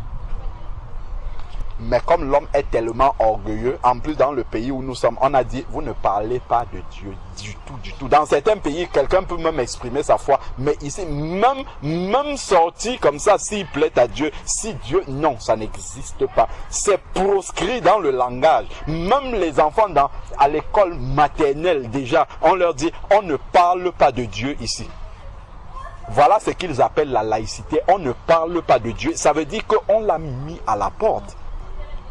Quand tu mets le Créateur à la porte, utilise maintenant la force que toi tu as pour pouvoir t'en sortir. Et on voit comment l'homme est limité. Il y a tellement de mauvaises choses parce que l'homme ne sait pas gérer. Il ne sait pas gérer la vie que nous avons là. Il ne sait pas gérer. Donc voilà comment l'homme se retrouve alors qu'il est totalement dépendant de Dieu, mais comme dans son cœur il y a l'orgueil et qu'il ne veut pas reconnaître qu'il est dépendant de celui qui l'a créé, il se retrouve dans ce carrefour-là où il est perdu. Il commence à agir pire que les animaux. C'est de là que nous sommes partis. Le frère a ramené le sujet de l'homosexualité et de comment on a la zoophilie. C'est de là qu'on est parti. Et nous sommes en train de voir dans la parole de Dieu ce qui a conduit l'homme en fait à ces abominations. C'est le cœur mauvais de l'homme. C'est le rejet de Dieu dans le cœur de l'homme. C'est ça que nous sommes en train de lire. Pour montrer comment l'homme en est arrivé à ce point-là. Et nous prions pour que chacun d'entre nous à son niveau puisse éviter ces injustices, toutes ces choses-là qui font en sorte que nous en arrivons là. L'individualité, ainsi de suite. L'individualisme, autant pour moi. Donc ensuite, maintenant, il dit, donc, ayant connu Dieu, Dieu prêche par la nature, tous les êtres humains sont censés le savoir, ils ne l'ont pas glorifié comme Dieu. Ils ne lui ont pas rendu gloire. Et ensuite, ils ne lui ont pas rendu grâce. C'est de ça qu'on était en train de parler. Là, on a cité quelques grâces naturelles que Dieu nous donne. Le souffle de vie, le travail, si tu travailles, une famille, une femme, des biens comme ça que Dieu nous donne alors qu'on n'a pas mérité ça du tout. Ce qu'on méritait, c'est autre chose que ça. Donc, ils ne lui ont pas rendu grâce. Donc, ils n'ont pas reconnu que si j'ai ça, je n'ai pas mérité cela. C'est Dieu qui m'a fait grâce. Si en me couchant comme ça la nuit, je me lève encore le matin, j'ai encore le souffle de vie, c'est Dieu qui m'a fait grâce. Si j'ai traversé la route là, la voiture de ma... Vendredi, je rentrais du travail, je traverse Paris, je suis déjà devant la maison. Le bus me dépose en face. J'ai juste à traverser comme ça et monter à la maison. Et je suis là. Le feu passe au rouge pour les voitures. J'attendais que le piéton passe au vert. Au moment où je mets le pied comme ça, il y a quelqu'un qui traverse le feu rouge. Donc j'aurais pu traverser sans regarder parce que je me dis le feu est rouge tout le long. Au moment où je mets le pied, il est passé en vitesse devant moi. J'ai dit waouh, c'est devant la maison. J'ai dit Seigneur, vraiment gloire à toi. Qu'est-ce que j'ai fait? J'aurais pu partir. Le feu est rouge, j'aurais pu ne pas me poser des questions, ne pas imaginer que quelqu'un peut voir le feu bien rouge comme ça, toutes les voitures arrivées, toutes les voitures arrêtées et il passe. Je n'aurais pas pu imaginer que quelqu'un peut faire ça. Mais la personne l'a fait devant la maison. Qu'est-ce qui a fait que je ne m'engage pas? Ce n'est que Dieu. Parce que son moment n'était pas arrivé. Je n'ai pas réfléchi pour faire ça. Je n'ai pas réfléchi du tout. Parce que en général, j'attends que le piéton change déjà, que je le vois vert pour passer. Alors que j'aurais pu dire, le feu est rouge, c'est bon, les voitures sont arrêtées, allez, hop, je m'engage. Peut-être on serait en train de me conjuguer au passé aujourd'hui maintenant. Tout ça, rendre grâce à Dieu toujours, parce qu'on n'a pas mérité. Ce n'est pas parce qu'on est sage que toutes ces choses-là arrivent. C'est vraiment parce que Dieu est Dieu et on doit reconnaître qu'on est petit devant lui et qu'on doit simplement lui dire merci, lui rendre grâce, être reconnaissant pour tout ce qu'il nous accorde sans mérite. C'est ça, c'est vraiment qu'on n'a pas mérité, mais Dieu nous accorde cette grâce-là. Et on voit d'autres personnes qui n'ont pas cette grâce-là aussi. Ce n'est pas parce qu'ils sont pires que nous. Donc ils ne lui ont pas rendu grâce. Nous sommes au verset 21. Mais ils se sont égarés dans leur raisonnement. Voilà là où le problème commence. Quand quelqu'un va voir le soleil apparaître, il reste là 24 heures, il observe. La lune apparaît. Après le soleil revient. Après la lune apparaît. Au lieu de dire, mais il y a quelqu'un qui a créé tout ça, il va commencer à raisonner maintenant. Hein? Oui, voilà, c'est un Big Bang. Mais pourquoi le téléphone portable n'est pas apparu à la suite du Big Bang? Pourquoi ta voiture n'est pas apparue suite à un Big Bang? Pourquoi tout ce qui est créé là, pourquoi le Big Bang n'apparaît pas comme ça? On voit des objets surnaturels qui... Non!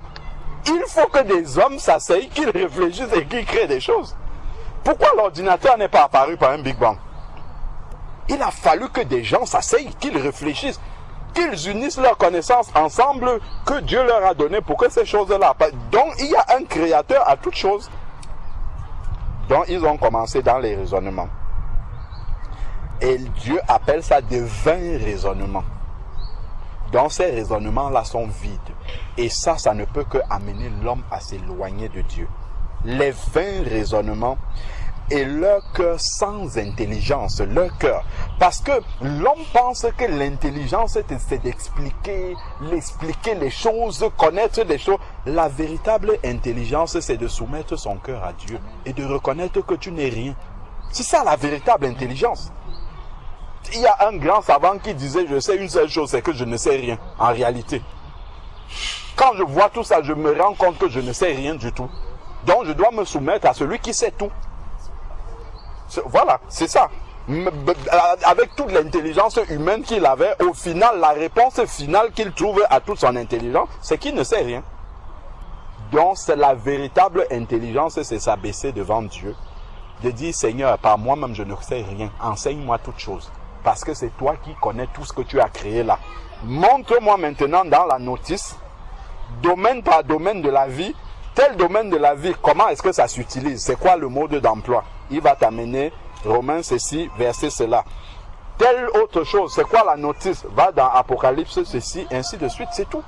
C'est aussi simple que ça. Le jour où ton téléphone est en panne, tu as un Nokia, c'est Nokia que tu vas appeler. Le jour où ton BlackBerry est en panne, c'est BlackBerry que tu vas appeler. Le jour où tu as un problème dans la vie, tu commences à chercher la solution par toi-même. Il faut aussi aller voir le créateur de cette vie-là pour lui dire, toi qui as créé, je suis dans telle situation, si c'est le mariage qui ne va pas, si c'est le travail qui ne va pas, il y a ça qui ne va pas, comment je fais dans cette situation-ci? On retourne, mais l'homme il va rejeter cette solution-là. Et il va essayer de trouver des solutions par lui-même. C'est ça l'orgueil qui est dans le cœur de l'être humain. Et c'est ça, ces vains raisonnements-là, c'est ça qui conduit l'homme, comme la parole le dit, à s'égarer en fait. Et il s'égare jusqu'à ce qu'on atteigne les horreurs, les abominations qu'on a citées au début du message, qu'est l'homosexualité, la zoophilie et tout le reste là. Donc, ici là, il est dit, et leur cœur sans intelligence a été plongé dans les ténèbres. Donc, quand l'homme commence à raisonner comme ça en rejetant Dieu, de plus en plus, il s'enfonce dans les ténèbres. C'est-à-dire que le peu de connaissances même que Dieu aurait pu lui donner, Dieu va l'aider à s'éloigner davantage. Il va s'égarer davantage.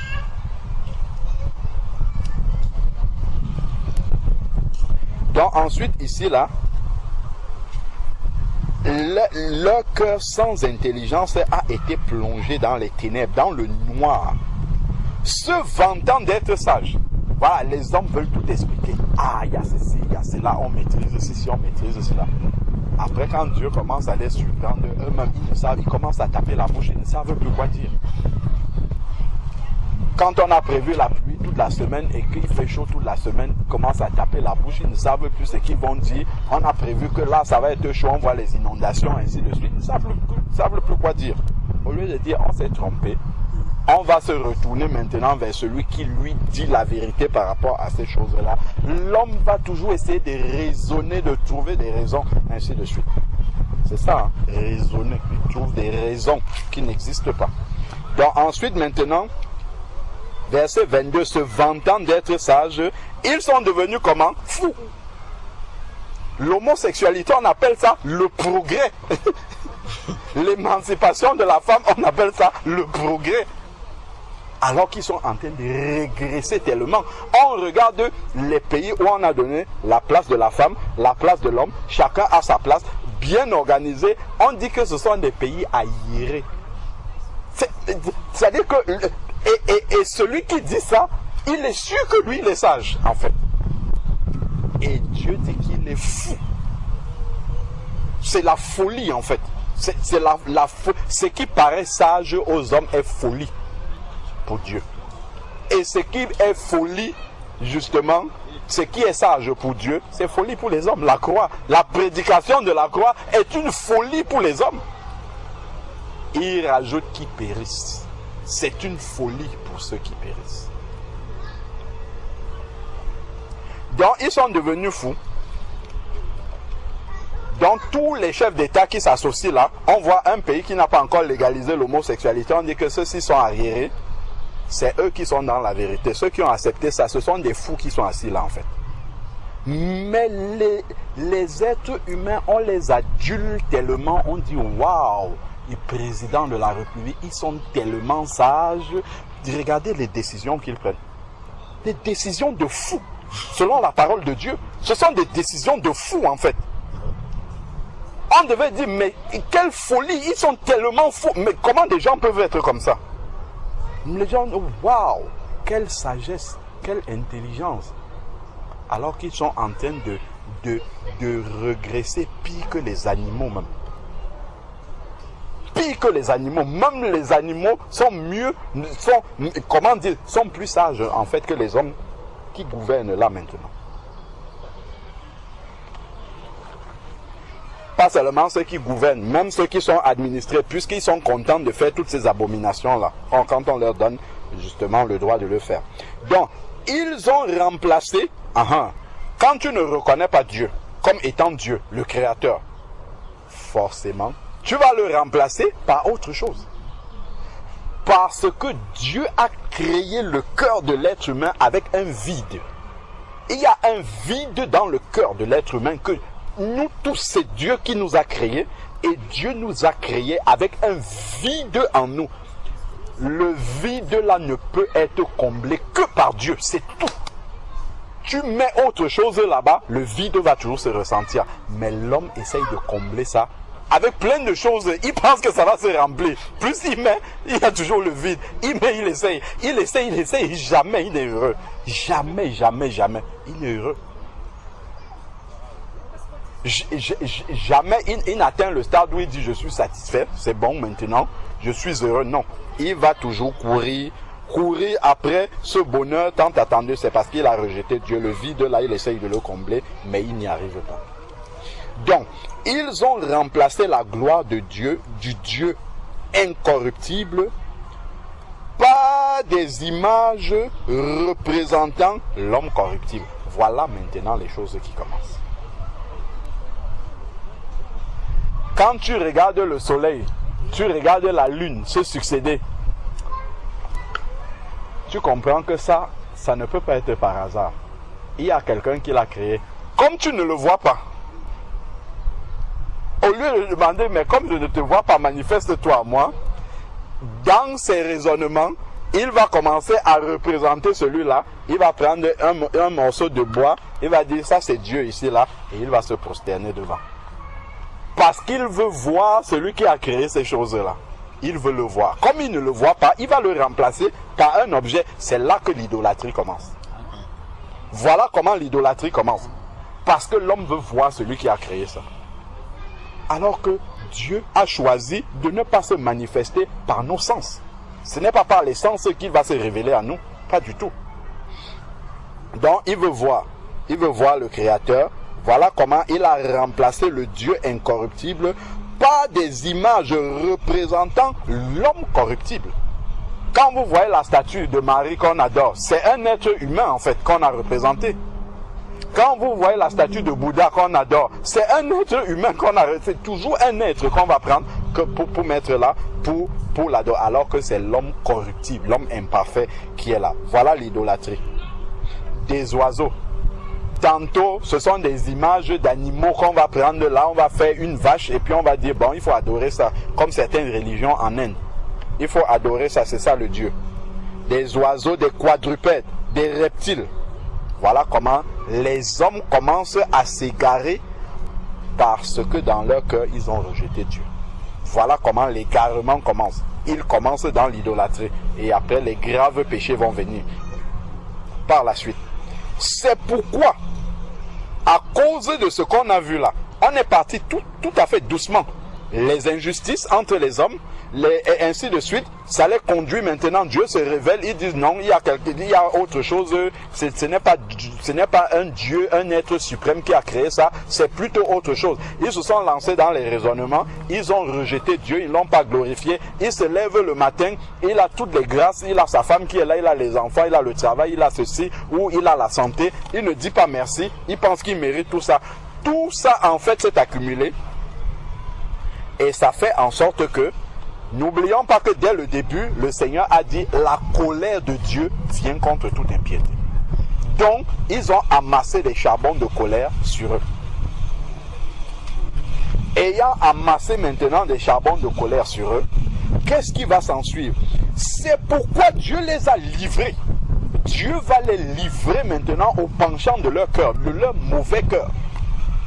C'est pourquoi à cause de tout ce qu'on a lu avant là-bas, si la société dans laquelle on est arrivé à valider le mariage homosexuel, c'est la conséquence de tous les péchés, les abominations qui viennent se terminer par ça en fait. Qui vient maintenant se manifester finalement par l'impureté de leur cœur qui va devenir visible maintenant devant les hommes. C'est pourquoi Dieu les a livrés à l'impureté. Vous voulez faire des abominations? Dieu a protégé les êtres humains. Non, n'y allez pas finalement. Il dit, bon, faites comme vous voulez. Comme vous pensez que vous pouvez vivre sans utiliser la notice, allez-y, je vous laisse. Dieu les a livrés à l'impureté. Et là, maintenant, la méchanceté du cœur humain a commencé à se révéler. Selon les convoitises de leur cœur, dont Dieu a laissé, parce que parfois, Dieu va retenir même les penchants. Ça, c'est encore la grâce de Dieu qui vient souvent même dans certains endroits. Dieu va retenir les penchants de l'être humain qui veut s'exprimer. Dieu va retenir pour que ça ne s'exprime pas. Donc, il va rester une certaine morale. Comme dans ce pays, quand on rejetait le mariage homosexuel et certaines choses. Bien qu'ils vivent dans le péché, Dieu a retenu certaines choses de ne pas se manifester publiquement. C'était des choses qui se cachaient. Les gens, les couples homosexuels, ils se cachaient pour vivre, on ne voyait pas ça ouvertement. Mais plus le péché du pays augmente, grandit, à un moment donné, Dieu dit, allez-y, faites comme vous voulez. C'est bon, je vous les faites comme vous voulez. Et là, ça commence à se révéler publiquement, au point où on va amener quelqu'un au tribunal, parce que dans sa liberté, il a dit, le gâteau du mariage homosexuel, je n'accepte pas de faire ça. Il est libre. Dans certains cas, on dit les gens sont libres. Dans d'autres cas, on les accuse maintenant quand ils expriment cette liberté-là. Allez-y donc trouver où est la justice. Allez-y trouver, c'est quoi? La justice, elle est où là-dedans? En gros, la justice pour les êtres humains, c'est soyez dans le moule de tout le monde. C'est ça qu'eux, ils appellent justice. Soyez comme tout le monde. Si tu ne vois pas comme nous, alors tu es un injuste selon la société de maintenant. Si tu veux raisonner les personnes et leur dire non, on est en train d'aller sur le mauvais chemin, on dit que c'est toi qui es injuste. Voilà ce que eux, l'homme, c'est la justice de l'homme qui est corrompu en fait, qui s'exprime comme ça. Donc ensuite maintenant, il est dit, c'est pourquoi Dieu les a livrés à l'impureté, selon les convoitises qui étaient dans leur cœur. Dieu dit, vas-y, exprime ça. Maintenant, je ne fais plus rien, vas-y. Mais il y a un salaire à cela, la colère de Dieu est sûre. En sorte qu'ils déshonorent eux-mêmes leur propre corps. Voilà les problèmes qui commencent maintenant. Ayant rejeté Dieu, pratiquant l'injustice, voilà maintenant qu'ils vont commencer à déshonorer leur propre corps. L'homosexualité, lesbianisme, zoophilie, c'est déshonorer son propre corps, c'est ne pas respecter son propre corps, en fait. Donc voilà comment le Seigneur dit, ils ont commencé à déshonorer, parce que le corps quand même, c'est la partie visible de toi-même. Tu ne peux pas simplement dire aux gens, il y a ça dans mon cœur, il y a ça dans... On ne voit jamais. Ce qu'on voit, c'est ton corps. Donc, c'est quand même un instrument précieux que tu devrais garder précieusement et montrer quelque chose de précieux aux gens.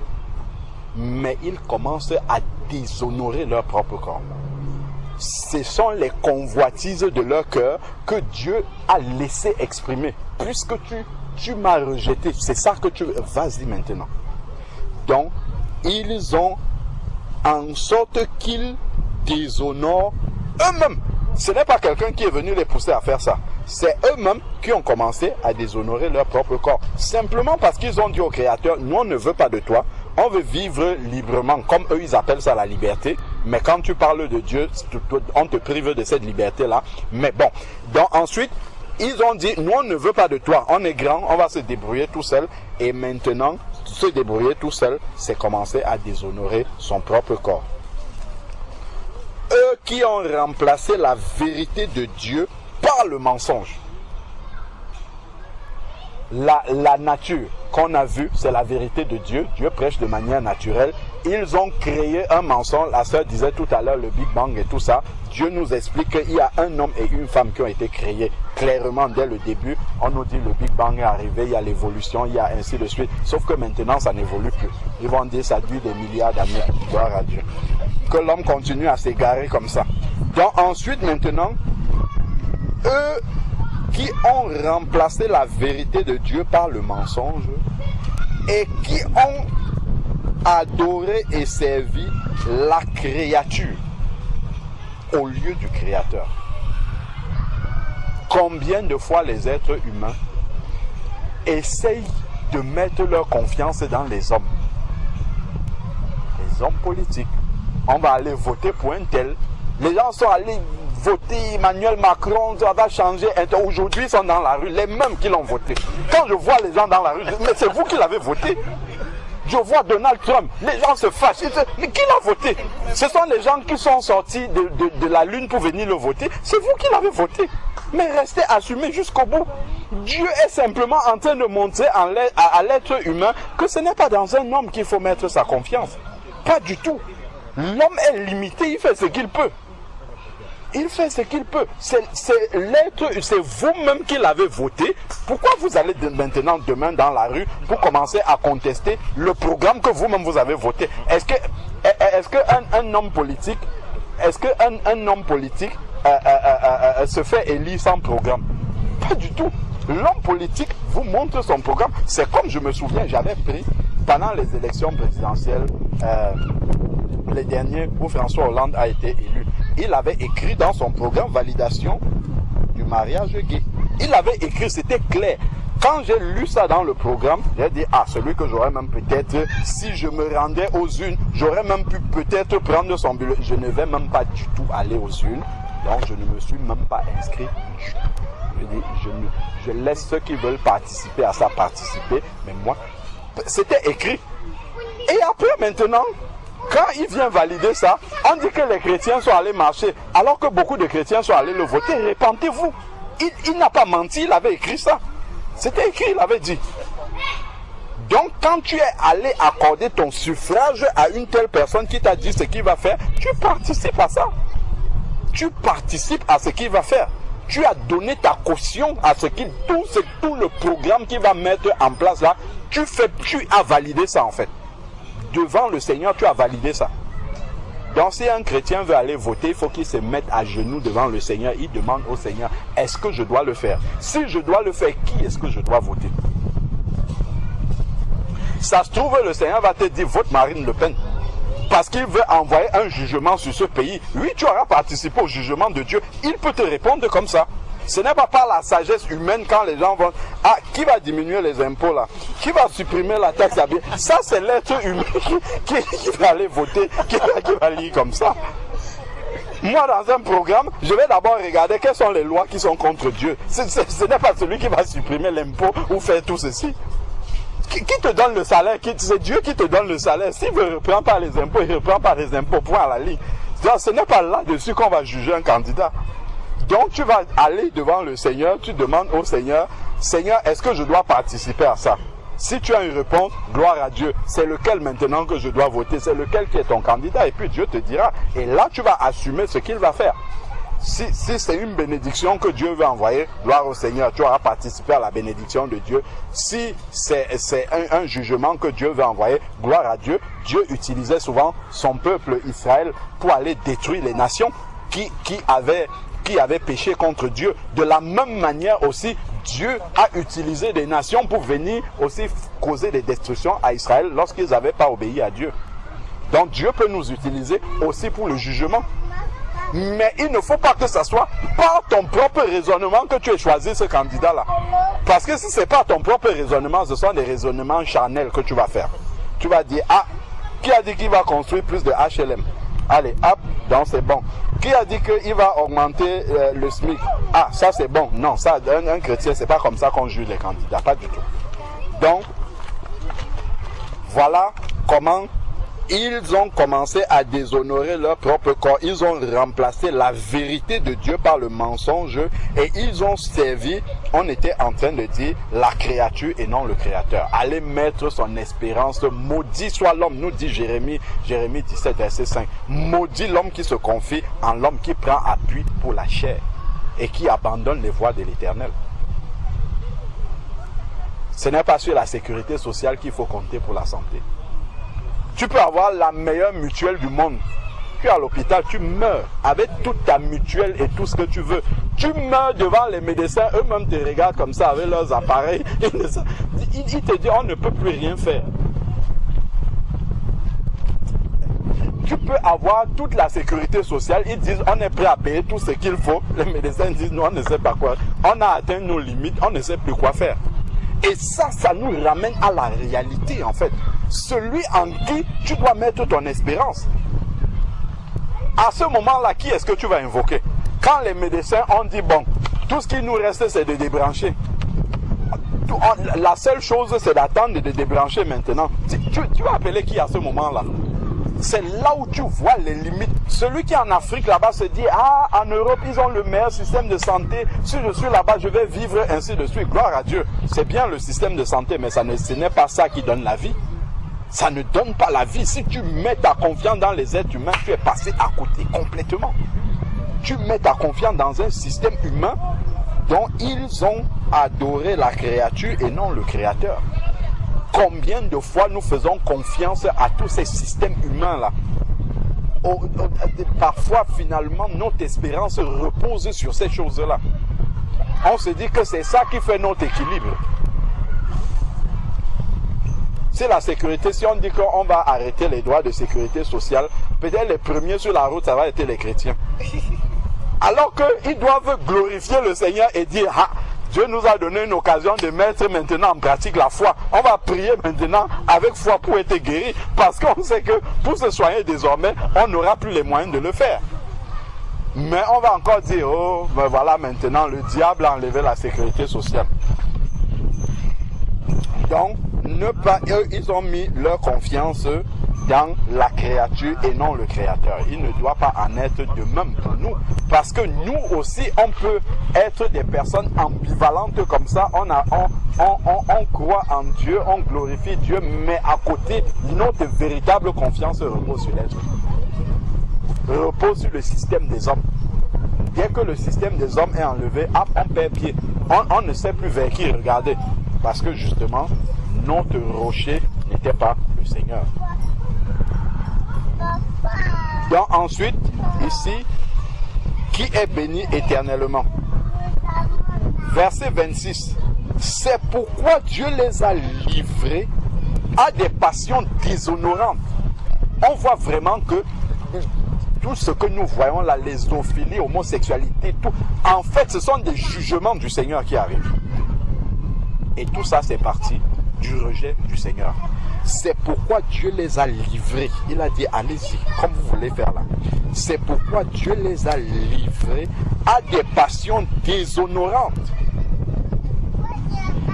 Car leurs femmes ont remplacé les relations naturelles par des actes contre nature. C'est le lesbianisme dont je parle ici. Les femmes se sont tournées vers les femmes. Alors qu'au début, Dieu n'a pas créé deux Èves. Donc, car leurs femmes, ceux qui ont rejeté Dieu là, leurs femmes, c'est écrit ici. C'est un jugement de Dieu qui vient sur ceux qui ont rejeté Dieu dès le début. Leurs femmes, leurs enfants, ainsi de suite. Quand on rejette Dieu, il y a ces conséquences-là qui peuvent arriver. Si quelqu'un a rejeté Dieu, il ne faut pas que le jour où son enfant va venir lui déclarer qu'il est homosexuel, qu'il met les mains sur la tête, il dit que le ciel est tombé sur sa tête. Pas du tout. C'est une conséquence du rejet de Dieu, c'est ce qui est écrit là. Leurs femmes, leurs enfants, leur sang, en fait, va se livrer à cela. Au moment, voilà pourquoi le Seigneur dit, instruis l'enfant selon la voie de la justice. Le jour où quelqu'un va même s'approcher, un homme pour faire l'avance à ton fils, il va se souvenir des paroles qu'il entendait quand il venait au culte ou bien que maman ou papa lui disait. Et ça, il va avoir la crainte. Il va se dire, non, non, non, pas à ce point-là. Donc, vraiment, nous devons faire attention à toutes ces choses. Rejeter Dieu a beaucoup de conséquences. Énormément de conséquences. Quand nous voyons les enfants dans la rue, les enfants qui font toutes les casses, on parle souvent dans les banlieues, j'ai oublié même comment on appelle ces jeunes, ainsi de suite. C'est écrit dans la parole, dans Osée 4, verset 6. Là où il dit, mon peuple périt parce qu'il lui manque de connaissance. Il lui dit, tu as rejeté la connaissance de ton Dieu, j'oublierai tes enfants. C'est ce qui est écrit dans la parole. Tu rejettes Dieu, pourquoi tu veux qu'il mette des barrières? Quand tes enfants vont se livrer à toutes sortes de débauches, Dieu ne mettra pas de barrières. Parce que celui, quand tu viens à lui, il va te dire, toi qui le crains, instruis l'enfant. Pour que l'enfant soit aguerri quand il sera dehors là, quand toutes ces influences-là vont venir, que l'enfant sache discerner ce qui est profane, ce qui est vil de ce qui est saint. Quand l'enfant va voir, il va dire, non, non, ça là, c'est ceux qui ne connaissent pas Dieu qui font ça. Ça, voilà ce que celui qui est enfant de Dieu doit faire. Donc, je ne ferai pas ça. Donc ensuite, maintenant, ici, qui est béni, c'est pourquoi, verset 26, Dieu les a livrés à leur passion déshonorable, car leurs femmes ont remplacé les relations naturelles par des actes contre nature. Et de même, les hommes abandonnant les relations naturelles avec la femme. Voilà ce que Dieu a créé, c'est ça qui est naturel. Les relations naturelles avec la femme se sont enflammées dans leur désir, les uns pour les autres. Tu vois un homme, il dit je l'aime.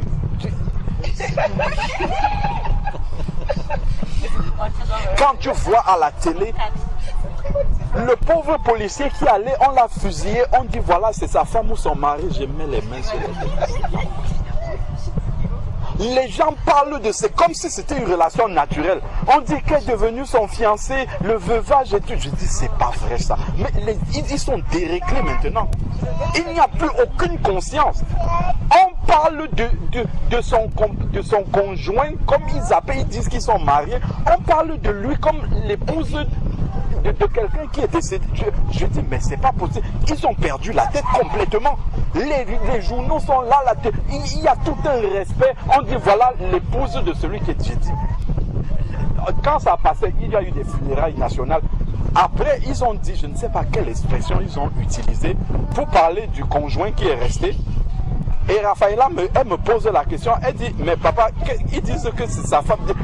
Je suis resté, je dis, donc même l'enfant a compris qu'il y a quelque chose qui n'était pas normal dans le langage qu'ils ont utilisé. Il dit, mais c'est un homme aussi qui est mort. Je dis, mais c'est pas... Même l'enfant qui n'a pas encore appris, c'est que ce n'est pas normal. L'enfant même sait que il y a quelque chose qui n'est pas sain là-dedans. Même l'enfant à qui on n'a pas appris. Maintenant, dans les écoles, avec tous les programmes qu'ils ont, on apprend à dérégler les enfants maintenant, pour qu'ils soient déréglés comme eux. Théorie du genre, tu vas choisir ton sexe quand tu auras 18 ans, ainsi de suite. Mais ça, c'est tellement abominable. C'est là où on se rend compte qu'on est à la fin de la fin de la fin. Là où les gens peuvent s'asseoir comme ça. Un professeur à Savigny, le Temple, qui est homme, il dit qu'à la rentrée, il sera maintenant une femme. Chassez-le de l'école. Oh non, on va prendre une cellule psychologique pour accompagner les enfants. On convoque les parents pour le Seigneur Jésus-Christ, c'est pas possible. Le monde est à l'envers maintenant. On va convoquer les parents pour accompagner les parents afin qu'eux ils accompagnent leurs enfants parce que quelqu'un a dit qu'il va. C'est pas possible. Pas de l'établissement. J'avais vu ça, c'était déjà il y a des années en arrière, dans une école catholique en plus. J'étais passé sur la 2. Une école catholique où un professeur de technologie, au moment des vacances entre 2 trimestres, il a dit quand il revient à la rentrée, il aura changé de sexe et de nom. Le nom, le patronyme. On lui dit, bon, on te propose pour ne pas scandaliser les élèves de t'affecter. Comme ça, tu arrives avec ta nouvelle identité dans une nouvelle école où les enfants ne te connaissent pas. Non, moi je vais rester là, j'aime l'école. L'école catholique là, celle qui parlait, c'était la présidente de l'association des parents d'élèves. Elle dit que non, il y a une cellule psychologique à l'école, on va accompagner les enfants et les parents également. J'ai dit c'est pas possible. Le monde est à l'envers complètement. Parce qu'ils ne veulent pas assumer. Ils ont peur peut-être que l'État ferme l'école ou quelque chose comme ça, de dire non, ici là, c'est une école en plus de catholicisme, ce n'est même pas la vérité. Mais bon, ils ont au moins une façade. Donc, non, ça là, on ne fait pas ça ici. L'éthique de l'école ne le permet pas. Soit vous acceptez l'éthique de l'école et vous restez dans les rangs, soit vous n'acceptez pas l'éthique de l'école et on est obligé de vous faire partir. Mais comme il y a des lois maintenant, discrimination, homophobie, ainsi de suite, voilà maintenant. Et l'homme avec ça, il dit qu'il est sage. Ils se sont enflammés dans des désirs, dans leurs désirs, les uns pour les autres. Ils commettent, Dieu appelle ça l'infamie. C'est une horreur. Dans l'Ancien Testament, il parlait de l'horreur. Homme avec homme. Une infamie, homme avec homme. Donc quand quelqu'un te demande est-ce que Dieu parle de l'homosexualité, qu'est-ce que Dieu en parle? Il appelle ça infamie, homme avec homme. Tu dis va dans le dictionnaire chercher la définition du mot infamie, là tu vas voir ce que ça signifie. Une infamie. Eux-mêmes, donc, ils reçoivent en eux-mêmes le salaire que mérite leur égarement. Donc, souvent, les gens pensent que c'est venu de la lune. C'est un salaire. L'homosexualité est un salaire qu'on reçoit. Ça vient de quelque... C'est un travail qu'on a fait. On ne te donne pas un salaire sans travail. C'est un travail qui a été fait, ou toi-même, ou tes parents, ou je ne sais pas qui. C'est un salaire, en fait, que tu reçois. Oui, c'est une malédiction. C'est une autre manière de dire c'est la malédiction, bien sûr. C'est un salaire, en fait. C'est écrit ici. C'est écrit. Ils reçoivent en eux-mêmes, au lieu de recevoir le Saint-Esprit, ils reçoivent le salaire justement. C'est le salaire que mérite leur égarement. Comme ils n'ont pas jugé bon d'avoir la connaissance de Dieu, ils n'ont pas jugé bon d'avoir cette connaissance-là. Ils ont dit non, Nous, ce que tu dis dans ta parole là, nous, on ne veut pas de ça. On juge qu'on peut utiliser l'appareil sans mode d'emploi. Va un peu prendre, je ne sais pas moi, une batterie de voiture par exemple. Croise un peu le fil plus avec le fil moins, tu vas voir ce que ça va faire. Si tu n'as pas un peu de notion pour savoir que le plus avec le plus, le moins ça avec le moins, c'est ça que les hommes font aujourd'hui. Ils ne savent pas que le plus va avec le plus, mais ils disent non, on va faire. Ils prennent le plus, ils mettent avec le moins. Ça donne la société qu'on a déréglée complètement. Et quand quelqu'un veut dire que non, toi tu es un homophobe, toi tu es un ceci, tu es cela. Comme ils n'ont pas jugé bon d'avoir la connaissance de Dieu, Dieu les a livrés à une mentalité réprouvée.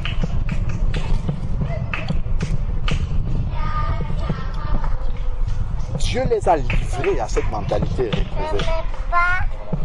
Pour commettre des choses indignes. Il appelle ça chose, voilà, là-bas il appelait ça infamie. Maintenant il appelle ça des choses indignes. Ils sont remplis de toutes sortes d'injustices, de méchanceté. S'il y a un débat quelque part, enfin un débat, une discussion, les gens parlent.